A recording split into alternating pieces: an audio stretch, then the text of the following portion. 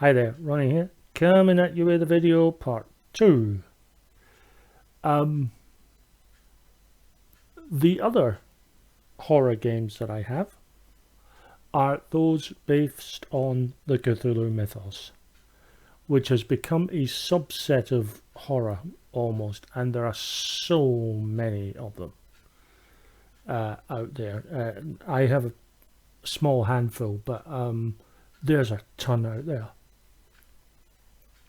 Um, Call of Cthulhu as a role-playing game is probably the most famous use of the Cthulhu mythos. Um, Although it's not the only RPG to use Cthulhu. Achtung Cthulhu comes to mind. But I have a small handful of horror games based on the Cthulhu mythos. Again, as with others, these are not in-depth reviews. They are not playthroughs. These are quick overviews as to why I like these particular games, and as a brief overview of the games themselves. I'm not putting these in any order of merit. They're going in alphabetical order, which I think is the way to do them. So thank you very much for watching, and I hope you enjoy. This is Cthulhu Realms. This is the third in the very successful Realms series of deck builder games. The first being Star Realms, which I've talked about before, but I will do a proper review. And Hero Realms, which again I do own, and I will do a review when I do my fantasy games. And this is Cthulhu Realms, which is, can we call it a third edition? I don't think it's right to call it a third edition so much as it's the third implementation. Star Realms was by far and away the simplest, most direct. Hero Realms added a thing or two, and Cthulhu Realms again adds to. As with other Realms games, the idea is to knock your opponent down to zero. In this case, rather than authority or health, it is sanity. It's a Cthulhu game, guys. Made possible on these wonderful score trackers, which go all the way up to 55, and then you have a 55 plus counter to keep yourself going in case you ever manage to get to anything like 100, which you're never gonna. As is usual with any deck builder, you will start with 5 cards in your hand, except for the first person's first turn, in which case they get 3. And these cards will either give you conjuring power, which allows you to build off a trade, or attack person's sanity. Initiates can give you either conjuring power or insanity, and so on. The game is fairly like for like. For example, this one here, you can discard it to deal another 5 damage. You can either get 2 conjuring power or gain back 2 sanity for yourself. And there's lots of little things you can do, discarding cards, called abjuring in this one. When you abjure a card, you can knock a card from your hand, your discard pile, or indeed the trade roll, providing the card is only has a 6 conjuring power or less. So, for example, you could never, regardless, never abjure the Unspeakable One, because it costs 8. But what makes this interesting is the way that they have done the locations. Now, in Star Realms, they are star bases. And there are two kinds. There are regular bases and then there are outposts. Outposts have to be destroyed before you can continue to attack the player. Normal bases can be ignored, but they stay out in front of you. In Hero Realms, these are champions or guards. They work the same way. Cthulhu Realms takes it a step further. This is a location. It will stay out in front of you, and it takes 3 sanity to destroy it. And it will stay out in front of you, and you can ignore it. As an opponent, you can ignore that and continue to attack the player. This is a sanctuary. And this, as denotes here, this location allows you to be protected. You have to destroy a sanctuary before you can continue to attack another player. So far, so good. But then we have these. This is a nexus. And this protects other locations. But interestingly, it does not protect players. What do I mean by that? Well, if you have this card and the sanctuary down in front of you like that, you would have to destroy the nexus and then the sanctuary in order to then hit the player, because the nexus is protecting that location. So in order to destroy that location, just with sanity alone, you would have to destroy this nexus. There are cards that let you destroy locations, and if you can do that, you can get right. You can ignore the nexus and go straight for the sanctuary.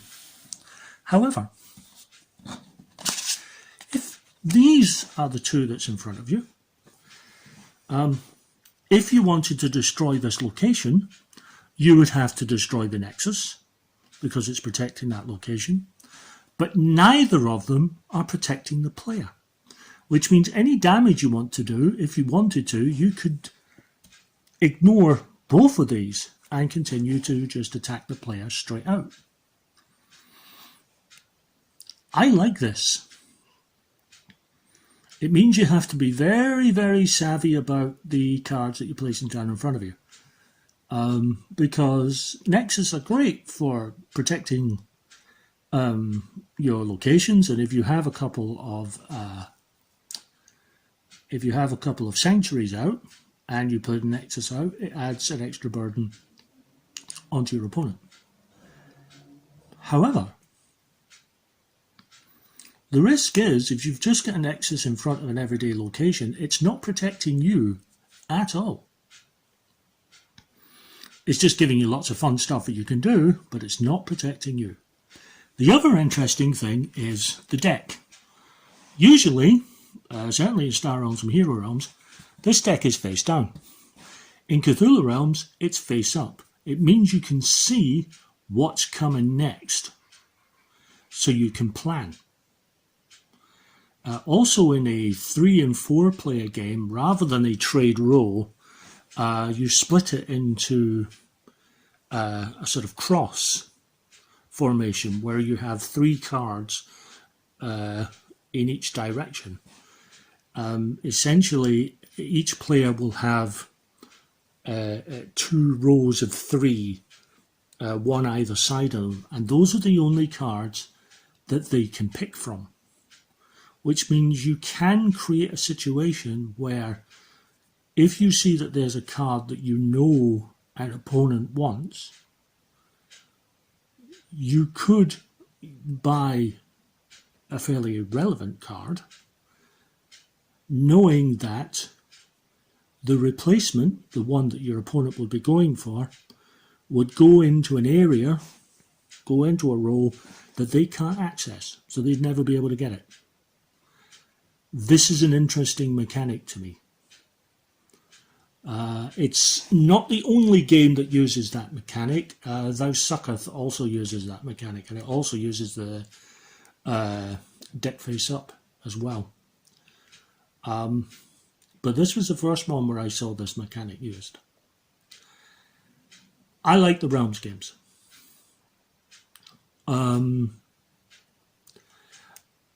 As with other sort of reskins, this is my least favourite of the Realms. I like the game, don't get me wrong, but it is my least favourite. My favourite still remains Star Realms. Hero Realms is a very close second to that. It's very enjoyable, and certainly I prefer Hero Realms to something like Magic or Epic. But Cthulhu Realms, I'm glad I have it. I'm happy that I have all 3 Realms games. They're very, very good. But this is the one I am least likely to bring out, except for somewhere like Halloween, because it's kind of appropriate to the season. It's kind of like when I pull Letters to Santa out for Christmas time. So this is kind of the time of year, even though horror games can be played any time of the year. This is a time when I tend to bring them out. So this is when Cthulhu Realms tends to get an airing. But it is a good game. I'm glad I have it in my collection. And if you have Star Realms and you have Hero Realms and you're looking for the same kind of challenge, but a bit different, a bit more, it's pretty good. This is Elder Sign, which is one of the numerous Fantasy Flight games set in the Cthulhu mythos. This one is right at its heart a dice chucker, and as such has a fair amount of random possibilities to it. For anyone who has played Arkham Horror, Eldritch Horror, and any myriad of other Fantasy Flight games, Cthulhu line, I am sure a lot of the characters in this game will be familiar. There is a magician, Drake, that I recognise from Arkham Horror. So there is a lot of cross-pollination, understandable given it's the same company and it's set in that same world. In terms of its mechanics, however, this one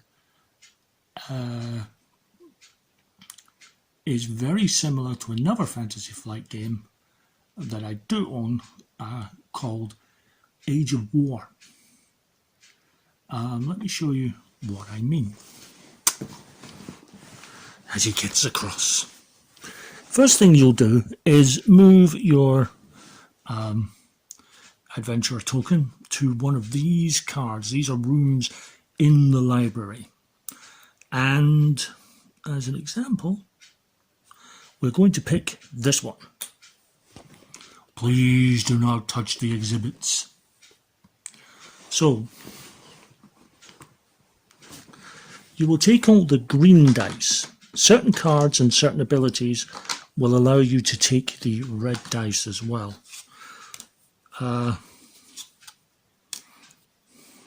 Kate, for example, has an item that will allow her to take the red die. She's going to discard that, actually. She's going to discard that because she wants the red die. So I take all my dice and I roll them together. I really should have my Cthulhu dice chucker for this.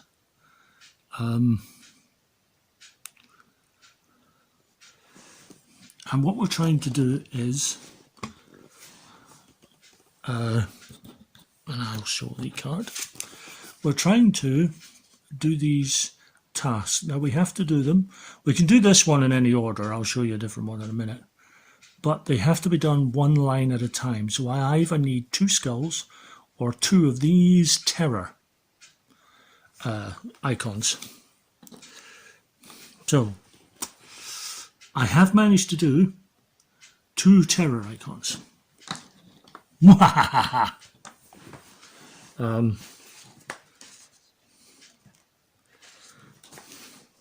That task has been done. However, that does cost me 1 sanity to do that.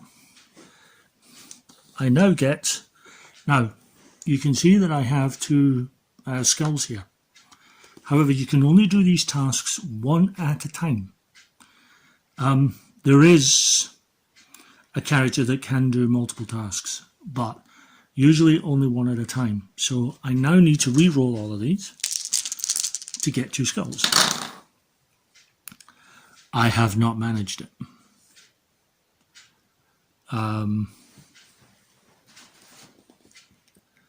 I have not managed it.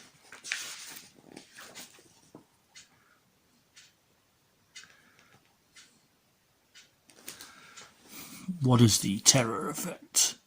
Add a doom token. Because I have failed in that task, here, and I have rolled one of those, I must now follow the terror result on here, which is add 1 doom token to the main monster. The one that we are fighting today is Shub-Niggurath. So a doom token comes out, and they go from top to bottom, left to right. Now, there are 2 types of token. There are these ones, which are monster tokens, and this one, which is just a normal one. They always go left to right, so this one has went on to a monster. Because of that, out of the cup, in this case, this wonderful dice bag, you pull a random monster who is now added. That monster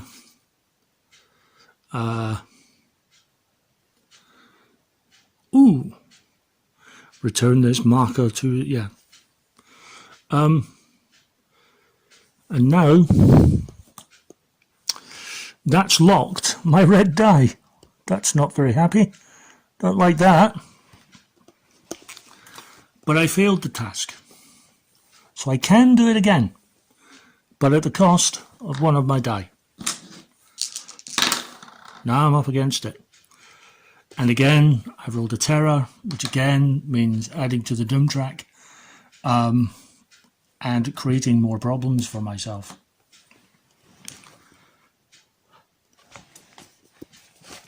This game is tough, I have to say. Part of that toughness is due to the random element of the dice. These cards, as you can see, have a down arrow. That means that these have to be done in this order. In the case of these, you need to have magnifying glasses called investigation with a total of at least 3, and then a total of at least 9 in order to finish that. But you do have to do that in order. If you succeed in the task, you get all the bonuses that are given, such as if you succeed in completing this, I would get 2 elder signs. These are important because that's what you're after. Each creature requires a certain number of elder signs to defeat it. In this case, 12.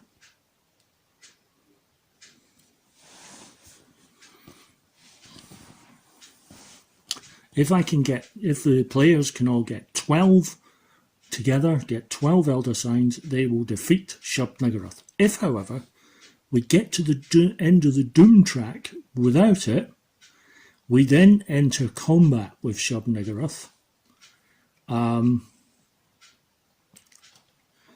And we have to defeat him by rolling these exact things. It's 2 scrolls and a terror. For each one that we do, we remove 1 token from the doom track. If we can remove them all, we can defeat him. If all the players die at that point, then the game is over. If you die in the normal course of things, all that happens is that you lose that character and you'll get one of the others. In that respect, it's very similar to Arkham. This is a good game. The only problem with Elder Sign, as I say, is the random element. For people who like the sort of strategic head scratcher that is Arkham Horror or Eldritch Horror, where there is some randomizing due to the what certain cards reveal that might go against you, but ultimately you can plan very carefully what you want to do.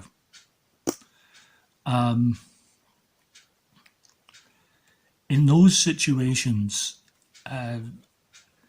people might enjoy those games better than a game that has a high random element, which Elder Sign does. Having said that, if you don't mind the high random element, this is a fun little game. The one thing that the random element does bring is a lot of tension, especially if you're desperately trying to get a particular combination together and it's just not happening. And it's becoming more and more likely that you will find yourself up against one of the Elder Gods. It is a really good game. It's a little fiddly, and it's not one that I would bring out a lot. Again, this is one that I would more bring out at Halloween rather than the rest of the year. But it is a good game, and as I say, if you don't mind the dice chucker element to it, it's not bad. This is Lovecraft Letter, and as the name implies, this is a Cthulhu-inspired version of the classic micro game Love Letter. It has a couple of unique bits to it, though, which I will go through, but the basic game is the same. You are dealt one card on your turn. You pick a card from the top of the deck, then you play one of those two cards in front of you and resolve its effect.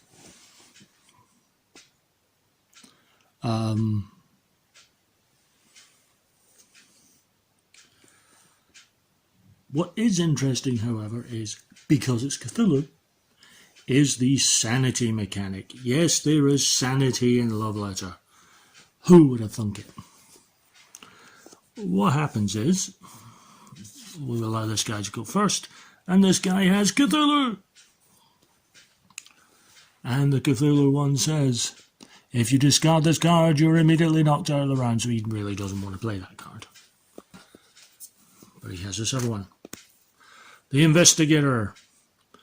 Name a number other than 1 and choose another player. If they have that number in their hand, they're knocked out of the round. Obviously, that's the one we're going to play. The other one, and he's going to say 3. And it's a 5. So he's still in the round. So he's going to keep that.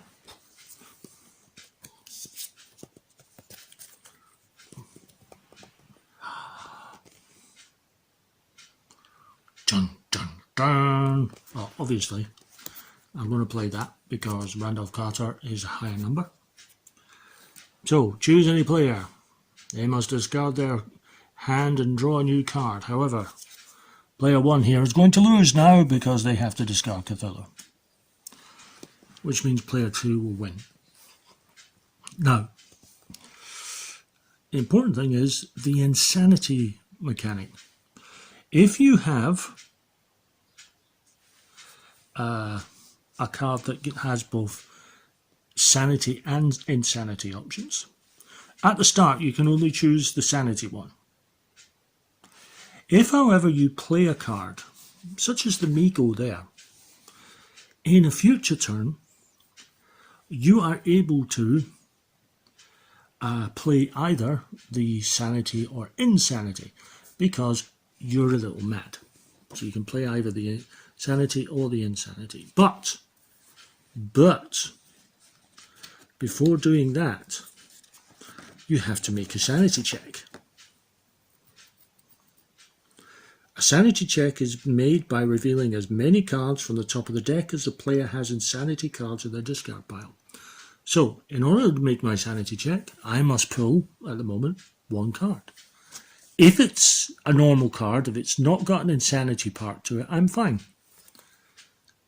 Yay! It does not have an insanity card. So that gets pulled and discarded.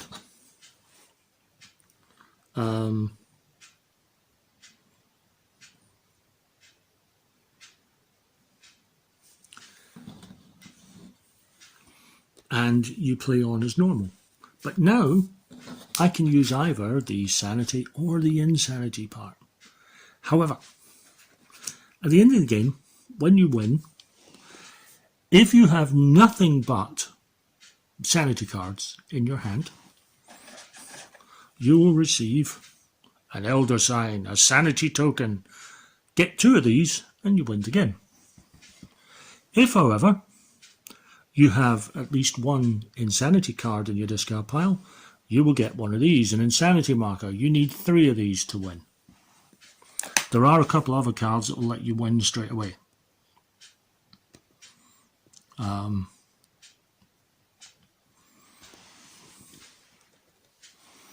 Cthulhu, for example, his insanity one is, if you have 2 or more insanity cards in your discard pile, you win the game!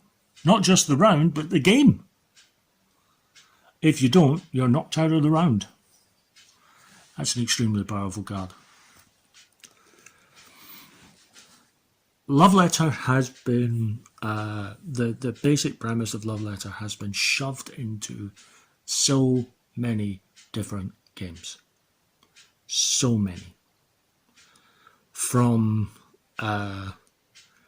Marvel to DC to Lord of the Rings. It's been, they've all taken that basic mechanic and haven't really done much with it. This one, however, actually takes the basic Love Letter mechanic and adds to it. Adds a little bit of complexity, which people may or may not like. This will also take up to 6 players, rather than the usual 2 to 4. I like the game. It is not, the only thing, it is not the version of Love Letter I immediately reach for. As I say, I have 4 versions of Love Letter. I've got the original, well, I've got the 2nd edition now. And I have Munchkin Look Letter and Letters to Santa, which comes out at Christmas. And I have this. If you're looking for something a little fun,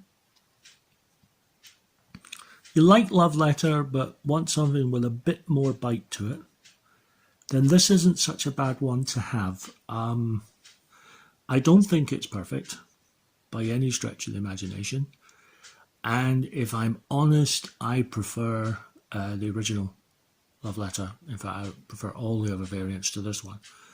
But this isn't a bad version, it's just I prefer the other ones. But it is a fun game. I like it, and I'm glad I've got it. This is Pandemic, Reign of Cthulhu. Which, as the name implies, is a pandemic-themed version, a Cthulhu-themed version of Pandemic. But rather than trying to stop diseases, you're trying to stop cultists from awakening the Great Old Ones. The Great Old Ones are represented by these 7 cards.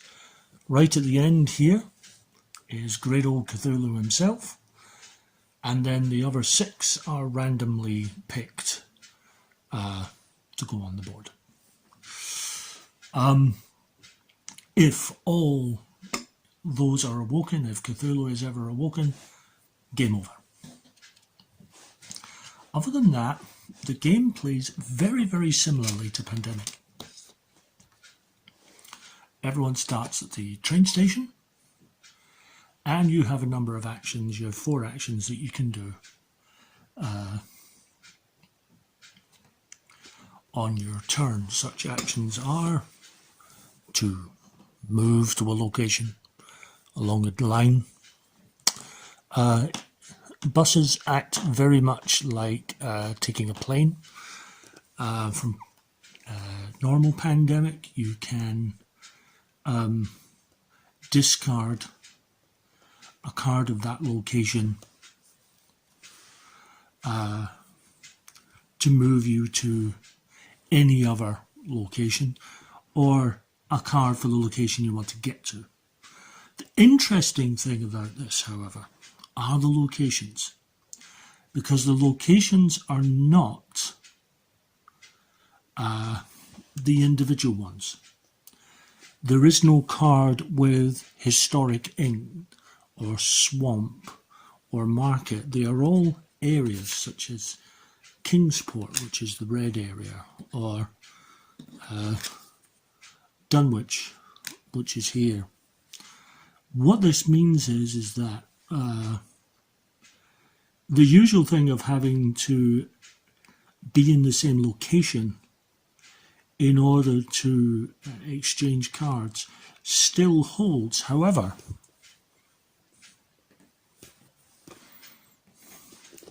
that would count as the same location. So I could then, one of us could give or take a Kingsport card to the other because we're both in the same location. This allows a little bit of freedom in amongst things. Instead of disease cubes, we have cultists. We also have Shoggoths, which are these nice little beauties here. You can defeat one cultist for 1 action, but you require 3 actions to defeat a Shoggoth, and you must also roll the sanity die. Yes, it's a Cthulhu game, so there's going to be a sanity mechanic. When you roll the sanity die, there are certain ones. That means you will lose 1 sanity. You start with 4. That is no effect. That is lose 2 sanity. And this means add 2 cultists to your current location. This is not fun. The object of the game is to seal the 4 gates. That's at the park here, the old mill, here at the graveyard, and up there at the hospital. Seal the 4 gates, which is done by going to those gates, standing on those gates, and discarding 5 cards for that location. 4 if you're the detective. If you can seal all 4 gates, then you win. Instead of epidemic cards, there is evil stirs cards. They do the same thing, basically. Firstly, you have to roll the sanity die because it's a Cthulhu-based game. You awaken the old ones, starting with the first one and going all the way over. So you really don't want to be doing the evil stirs things. You then draw the bottom card from this pile and place a Shoggoth there. Now, there are 24 cultists. There are only 3 Shoggoths, and the game already starts with 1 on the board. If you are asked to place cultists on the board and you can't, then you lose the game. If you need to put a Shoggoth on the board and you can't, you lose the game. If Cthulhu awakens, you lose the game. If you can't pick 2 cards up at the end of your turn, you lose the game. Lots of ways to lose a game.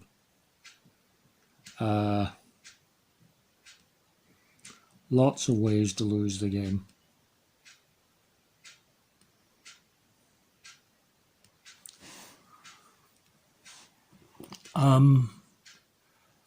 I like Pandemic as a rule. I do not have any of the legacy games because I don't like the idea of owning a game that I can only play a certain number of times.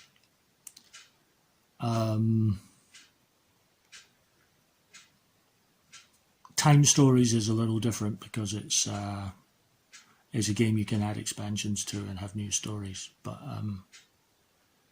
otherwise, I'm not a fan of legacy games. I do have 3 Pandemic games. I have the sort of regular one. I have this. I have Pandemic Rapid Response. I have been looking at Fall of Rome, and I'm very intrigued by the World of Warcraft one that's just been released. But this is a good one. It's a very, very smart version. I think it's a good implementation of the Pandemic system into a Cthulhu game. It's simple enough to play that anyone who has played Pandemic will recognize it instantly and be able to ease themselves into it. Whilst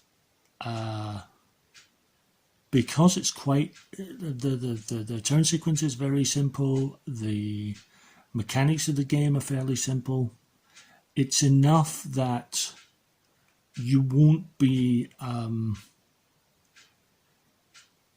stressing out trying to learn the game or teaching it to a new player. It's a fairly straightforward process.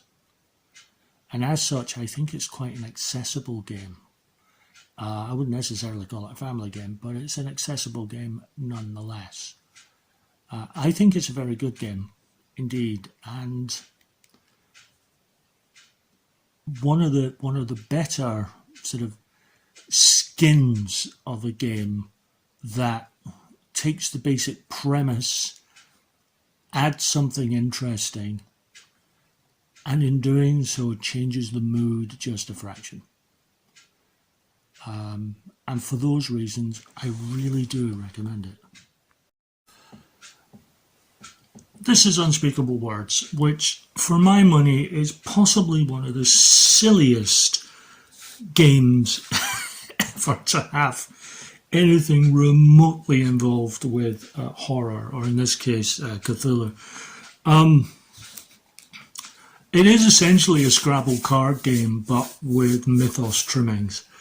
At the start of the game, you are given 7 cards, and you are given 5 rather adorable looking Cthulhu meeples. These represent your sanity.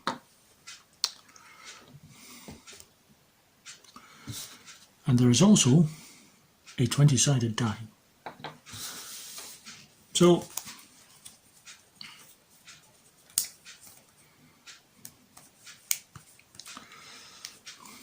you get your cards, and the cards are interesting that rather than the value of the letter being based on its how often or rare that it comes up in a word, it is based on the number of angles. So this I is worth 4 points because there are 4 angles, and it's got a cute little Ithaca. While this 0, this O, is worth nothing, for there are no angles. This N for Nyarlathotep is worth 2 points because there are 2 angles in it. It does have a blank that can be used for any. The value is based on the number of pawns you have left. So if I were to use that just now, it would be worth 5 points because I have all 5 of my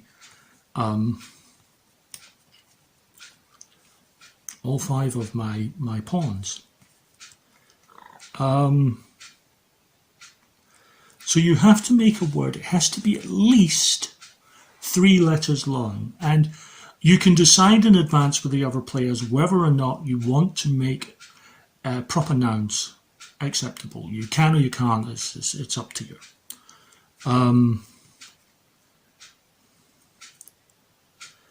So I am not going to use my letter at the moment.